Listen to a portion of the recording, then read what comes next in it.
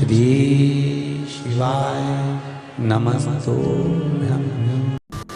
हरतालिका तीज का व्रत जो नहीं करती और भूल से भी फुलेरा का दर्शन कर, फुलेरा जानते हैं ना आप लोग, जिस दिन जहाँ हरतालिका तीज बनती है, केले के पत्ते के ऊपर जहाँ शिवलिंग बनता है उसके ऊपर जो फूल की मालाएं लटकाई जाती है या झूमर या पत्ते लटकाए जाते हैं, उसका मात्र दर्शन वो व्रत नहीं भी कर रही है, उसका उपवास नहीं है, उसकी व्रत नहीं है, उसने व्रत नहीं उठाया, उसने उपवास नहीं उठाया ना, उसने व्रत उठाया। और यदि व्रत उसने नहीं उठाया है और नहीं व्रत उठाने के बाद भी अगर व्रत नहीं कर रही है, उसके बाद भी अगर किसी सहेली ने कह दिया, किसी सहेली ने कह दिया, किसी बेस्ट फ्रेंड ने कह दिया कि नहीं नहीं तुझे मेरे यहाँ पर आज हरतालिका है, तू आ जाना है, थोड़ी देर बैठना, भजन गाना चलेगा ना, और भूल से तुम्हारा मन नहीं भी है, नहीं तुम्हारा मन, इसके बाद भी तुम चले गए, इसके बाद भी अगर तुम पहुंच गए वहां चले गए और केवल हरतालिका तीज के उस फुलेरे का दर्शन कर लिया, नहीं है व्रत, और उस फुलेरे का दर्शन कर लिया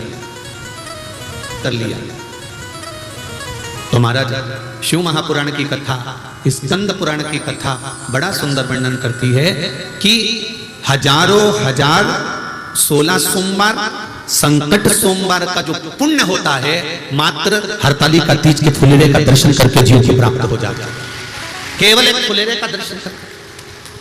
तीज का व्रत करते थे गुरुजी,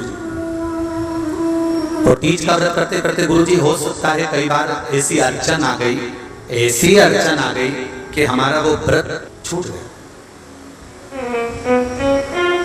तब एक बार व्रत छूट गया हरतालिका तीज का, अब क्या करें गुरुजी, हमारा व्रत बस केवल एक बार छूटा है गुरुदेव, हम 15 साल से कर रहे थे, हम 20 साल से कर रहे थे, एक बार ऐसा कोई काम हो गया कि वो व्रत हमारा टूट गया, वो व्रत हमारा नहीं हुआ, तो हमें क्या करना चाहिए। हरतालिका शिव महापुराण की कथा कहती है, भूलवश कारणवश किसी कार्य से अगर एक व्रत बीच में कभी बाई चांस किसी कारण से रह गया है तो हरतालिका शिव पुराण कहती है फिर एक काम करिए, अगला व्रत जब करें तो उस समय पर कोई भी शिव जी का एक जोड़ वस्त्र, सौभाग्य नारी का, सुहागन नारी का एक जोड़ वस्त्र, सौभाग्य की बांस की पिटारी, उसमें सौभाग्य की सामग्री रखकर शिव जी के मंदिर में जाकर पूजन कर कर वापिस आकर फुलेरा का दर्शन कर कर, फुलेरा शिव जी का पूजन कर कर वो सौभाग्य सामग्री किसी गरीब ब्राह्मण को जिसको जरूरत है वस्त्र आदि की, या जो ब्राह्मण पूजन करा रहा हो आपके यहाँ, वो ब्राह्मण जन को तिलक कर दक्षिणा के साथ उसे प्रदान कर दे, और शिव जी से निवेदन करें, बोले बाबा हमसे पूर्व में गलती हो गई थी, इसलिए हमारा व्रत छूट गया था किसी कारण से, पर आप इसको स्वीकार करिए, आप इसको स्वीकार करिए, गलती हो गई। अब जिसके पास में वस्त्र भी ना हो ब्राह्मण को देने के लिए, कोई सौभाग्य वस्तु सामग्री भी ना हो, तो शिव महापुराण की कथा कहती है हल्दी और कुंकू तो घर में होता है ना, ये हल्दी कुंकू भी अपने किसी ब्राह्मण को दे दिया तो ही आपका हरतालिका व्रत का फल आपको प्राप्त जरूर होगा।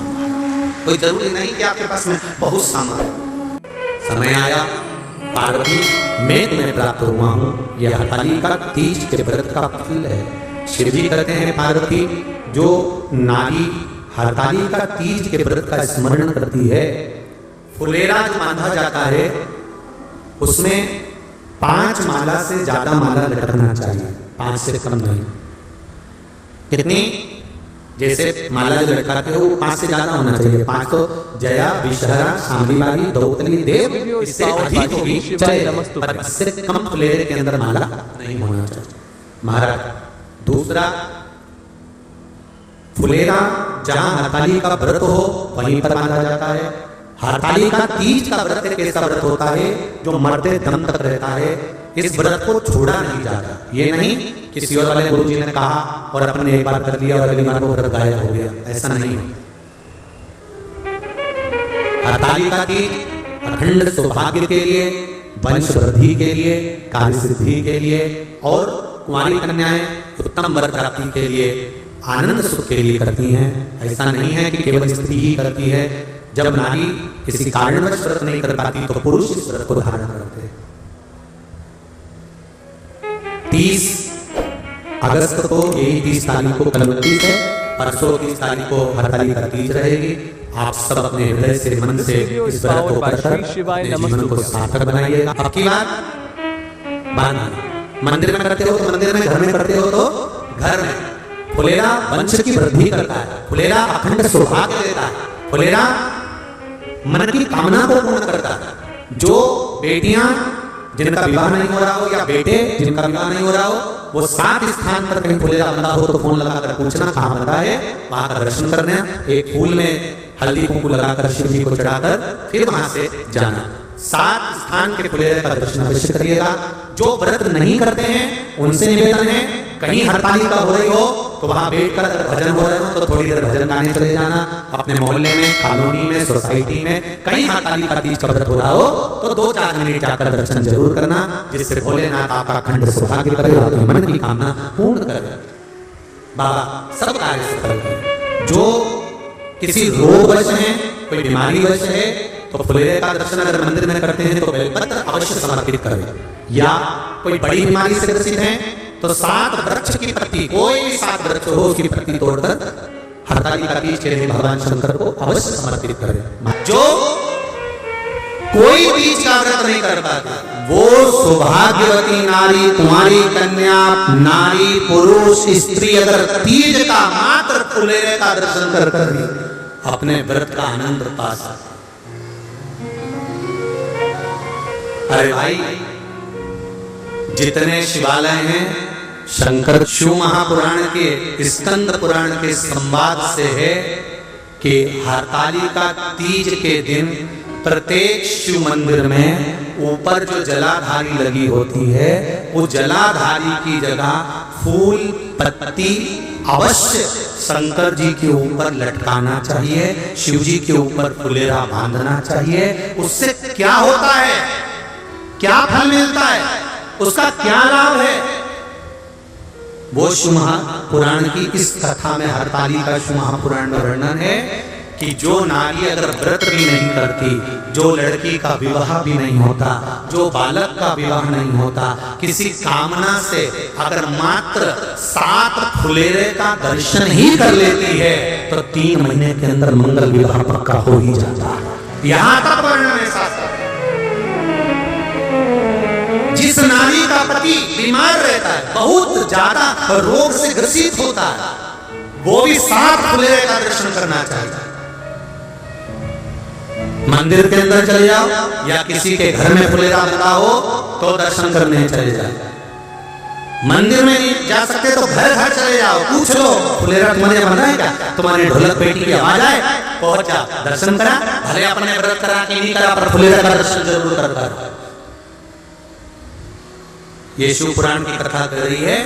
देव ऋषि नारद रोज जा रहे, रोज आ रहे, रोज जा रहे, रोज आ रहे, प्रतिदिन का नियम है। महाराज, मेरा निवेदन रहेगा कि पूरे जितने शिव मंदिर हैं आपसे बन सके आपने जिंदगी भर शंकर जी की आराधना करी है।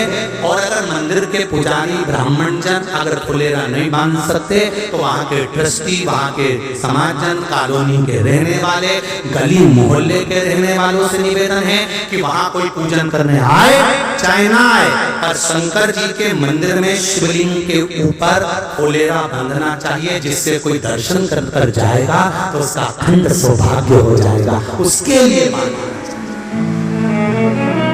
भले आप राधा मंदिर नहीं खोलो, जिन जिन के घर में फुलेरा बनता है, जिन जिन के घर में हरतालिका होती है, बड़े भाग्यशाली हैं साहब। आपके वंश को बढ़ता हुआ कोई नहीं रोक सकता, आपके घर का वंश बढ़ेगा ये निश्चित है। फुलेरा जिसके यहाँ बनता है वो साथ। हरतालिका तीज के दिन जो फुलेरा हम बनाते हैं, उस 5 समय की पूजन होने के बाद जब सुबह ब्रह्म मुहूर्त में आप भगवान शंकर का विसर्जन करने के लिए जाएं, 5वीं आरती जब पूरी हो जाए, भगवान से प्रार्थना वगैरह सब हो जाए, सिंदूरा चढ़ जाए, सिंदूरा मस्तक लग जाए, पूरा क्रम होने के बाद में, पूरी पूजन होने के बाद में जब भगवान देवदेव महादेव को विसर्जन के लिए लेकर जाएं, उससे पहले फुलेरे को खोल लेना चाहिए। और फुलेरे के जितनी पत्ती, फूल, इसमें ये जरूरी नहीं है कि कौन सी पत्ती लगाना है, कौन सा फूल लगाना है, जो फूल आपको मिल जाए पर फुलेरे में अशोक वृक्ष की पत्ती, आम की पत्ती ये जरूर लगाना चाहिए। फुलेरे के ऊपर शमी की पत्ती नहीं लगाई जाएगी। शमी वृक्ष, अगर शमी वृक्ष की पत्ती आप भले भगवान शंकर को चढ़ाओ, मना नहीं, पर कोई विशेष कार्य के लिए ही शमी का प्रयोग किया जाए। शंकर भगवान को यदि कोई बहुत रोग ग्रसित हो गया या बहुत तकलीफ में है तो शमी का पत्ता उसमें फुलेरे के अंतर्गत लगा सकते। महाराज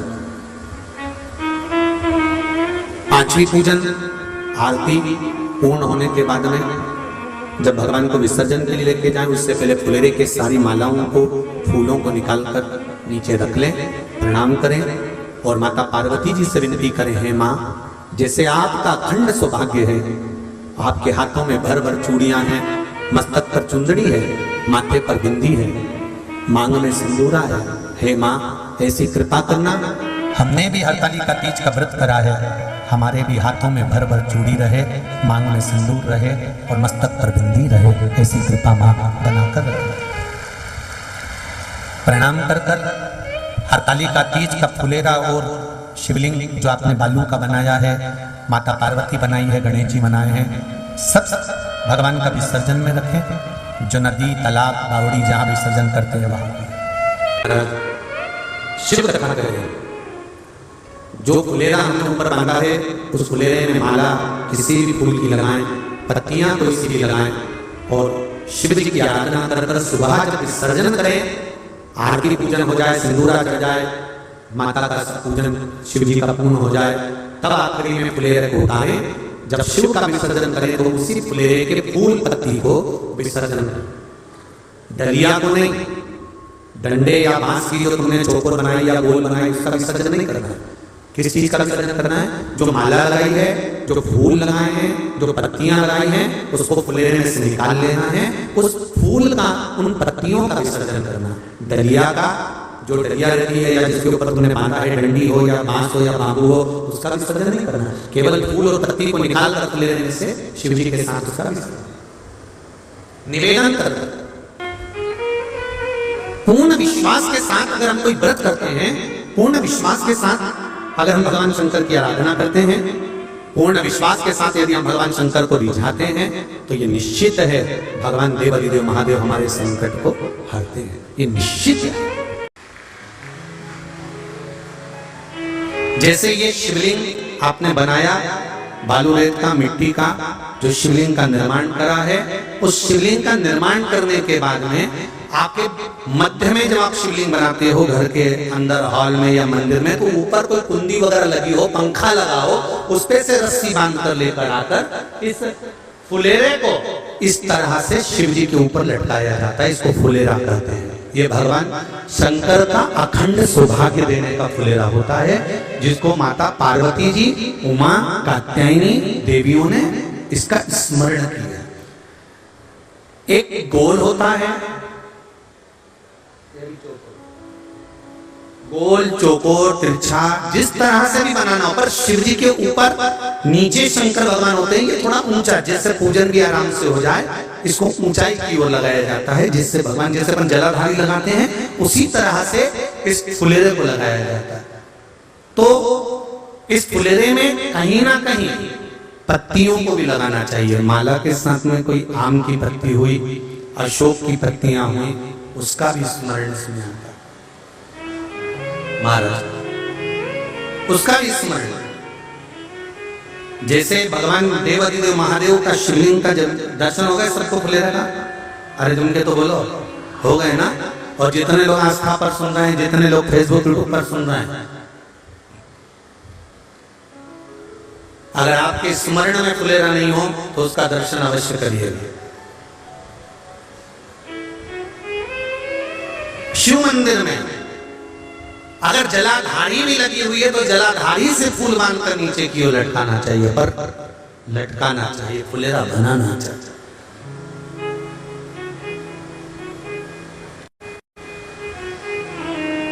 सात फल हैं फुलेरा। कितने फल हैं? 7। ध्यान दीजिएगा। पहला, फुलेरा जो नारी व्रत करती आती है और व्रत कर्म उसका चलता रहता है, उस व्रत कर्म के अंतर्गत मान लो किसी कारणवश बीमारी में, कोई गमी के अंतर, कोई सूतक सावड़ के अंतर्गत अगर नारी पूजन नहीं कर पाती है, पूजन नहीं कर पाई और उसने केवल फुलेरे का दर्शन ही कर लिया, अपने पलंग पर पड़ी पड़ी हुई फुलेरे का दर्शन कर लिया है, तो नारी को हरतालिका तीज के व्रत का फल प्राप्त हो जाता है। 7 फल हैं भगवान शंकर के हरतालिका तीज के फुलेरे का। पहला फल व्रत का मूल। दूसरा, यदि कोई नारी आई और उसके संतान नहीं, 10 साल, 8 साल, 5 साल, 6 साल, 7 साल, 12 साल, 15 साल हो गए, उस फुलेरे का मात्र स्मरण कर कर एक पुष्प भी उसने अगर हल्दी कुंकू का लगाकर उस फुलेरे का टच कर कर भगवान शिव के पावन चरणों में रख दिया है और विनती कर कर गई है, तो अगला फुलेरा वो खुद बनवाती है, उसकी गोदी में संतान आ ही जाता है। अगला फुलेरा वो खुद बनवाएगी, के जाएगी, जीजी अगली बार फुलेरा मेरी तरफ से बनवा देना, मंदिर में फुलेरा मेरी तरफ से लगवाना, अगली बार जब तुम पूजन करो तो फुलेरा मेरी तरफ से बनवाना। ये फुलेरे का मान। तीसरा, महाराज हम कोई दान, गौदान, हरतालिका तीज की किताब है आप हैं जो लोग पढ़ते होंगे हरतालिका तीज की किताब, उसमें लिखा है ब्राह्मण देव को ये दान देना है, ऐसा दान देना है। अब कोई गरीब है, कोई साधारण है, नहीं है किसी की कैपेसिटी, नहीं दे सकता, तो क्या होता है? तो कहा हम गौदान नहीं कर पाते, हम स्वर्ण दान नहीं कर पाते, हम वस्त्र दान नहीं कर पाते, हम मुद्रा दान नहीं कर पाते, हम अन्न दान नहीं कर पाते। हम ये सारे दान अगर नहीं भी कर पाते हैं तो शिव महापुराण की कथा कहती है तीसरा फल फुलेरे का है कि मात्र फुलेरे का दर्शन स्पर्श कर लेने से सारे दानों का पुण्य फल प्राप्त हो जाता है। ये तीसरा फल फुलेरे। अब हरतालिका तीज का फुलेरे का चौथा महत्व है महाराज। चतुर्थ महत्व हरतालिका तीज के फुलेरे का है, जो कुंवारी कन्या हरतालिका व्रत करती है, पहली बार जो हरतालिका तीज का व्रत करती हैं या हरतालिका तीज का उद्यापन कर देती हैं या किसी कारणवश शरीर ऐसा नहीं रहा कि बिना पानी के नहीं रह सकती, तो 2 बूंद अगर उन्होंने पानी भी पी लिया है या कोई कारणवश एक कुछ गलती हो भी गई है, तो मात्र फुलेरे का दर्शन कर लेने से वो गलती शंकर स्वीकार कर कर उसको क्षमा कर देते हैं। ये चतुर्थ भाव के अंदर।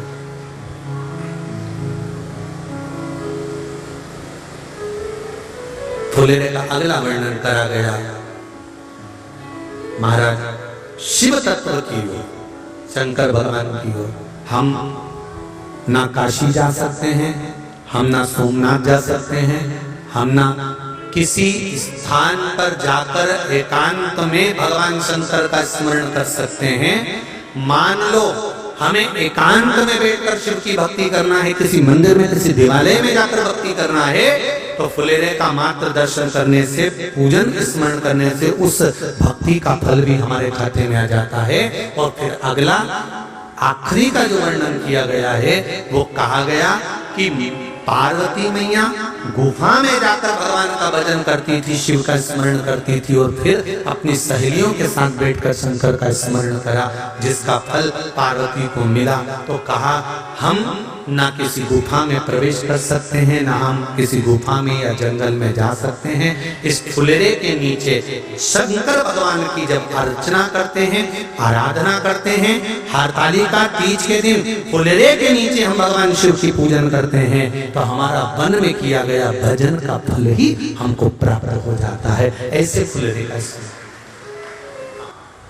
तुमरुका जी ने देव ऋषि नारद से कहा, नारद अगर भूलवश, बहुत ध्यान देना इस कथा पर, भूलवश मान लो किसी के यहाँ हरतालिका तीज का पूजन हो रहा है, किसी मंदिर में हरतालिका तीज का स्मरण हो रहा है, किसी मंदिर में हरतालिका व्रत हो रहा है, और भूलवश मान लो आप उस मंदिर के सामने से भी निकल गए और आपको उस मंदिर की आरती पूजन या अगर तगर की धूप बत्ती की गंध भी आपके शरीर में चली जाती है, तो शिव महापुराण की कथा कहती है नारद शंकर भगवान के सामने जब ये जीव जाता है तो जीव को शंकर के सामने जाकर दर्शन करने की जरूरत नहीं पड़ती, शंकर उस जीव का दर्शन कर लेते हैं, शिव उसका दर्शन करते हैं।